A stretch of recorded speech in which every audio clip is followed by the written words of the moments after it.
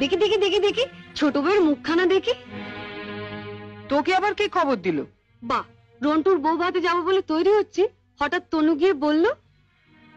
তা মা, তোমার ছোট বউয়ের মুখখানা তো বেশ। এই দেখ তো, ওর গলার হারটা সোনার না ইমিটেশন?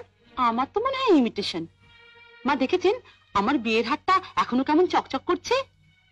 এটা তো মনে হচ্ছে না, কেমন যেন মেয়ের মেরে। এটা আমার মায়ের গয়না, মা মারা যাবার সময় মামার হাতে দিয়ে গিয়েছিলেন। এই সুটকেসে আরো আছে।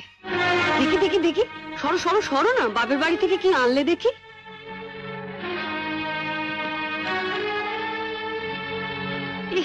এ কি শাড়ি গো, ই মেয়ে, এ নিশ্চয়ই কোনো ভিখারি বাড়ির মেয়েকে বিয়ে করেছে তনু। আমাদের বাড়ি ঝিরাও এ কাপড় পরে না। ছি, ছি।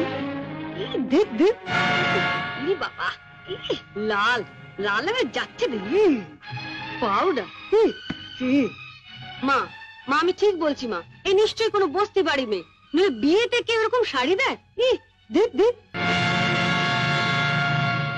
বাহ, এই শাড়িটা কিন্তু বেশ, তাই না মেজে বৌদি? মোটামুটি।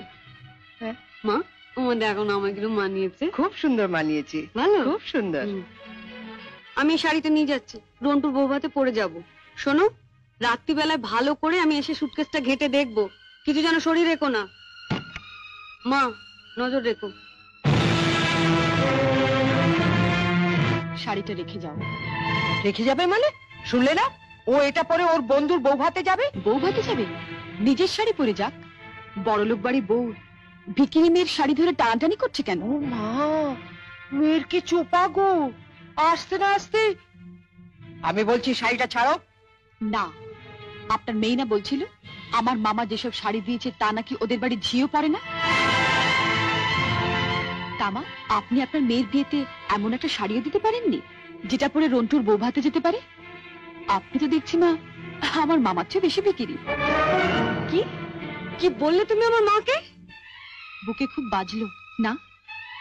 ঠিক আমার বুকেও এমনি করে বেজেছিল যখন তুমি আমার পিতৃতুল্য মামাকে বিক্রি বলেছিলে।